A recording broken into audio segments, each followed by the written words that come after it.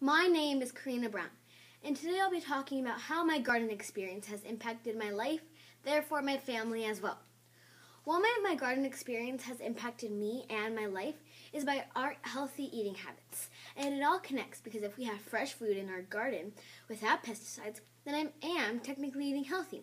For example, when you go to Whole Foods or your local grocery store and you supposedly think you're buying organic veggies, herbs, or other things, you have to think to yourself and say, is this really organic? I mean, you don't know what's in that carrot that you eat for breakfast, or that celery that you use for your green shake in the morning, or that carrot that you use with the ranch. You don't know what's in it. But when I pull out a fresh carrot from my garden, it can only last a couple of days. On contrast, when I go to Whole Foods or my local grocery store and buy carrots that are organic or that aren't organic, they can last up to a month or even more in my own experience. So imagine, since I have my own garden at home and at school, not only am I saving money, but also I'm eating food that's healthy and that doesn't have pesticides in it.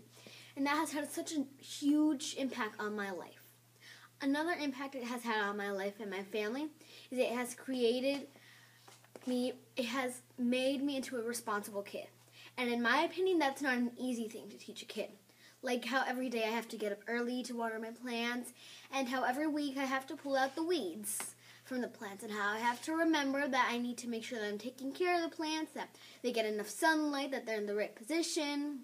So, to conclude, not only am I eating food without pesticides, becoming a kid that's more responsible each step of the way while enjoying and having so much fun in my garden, but as well, I'm becoming a better person each step of the way and enjoying and having a humongous and big impact on my life with this beautiful garden.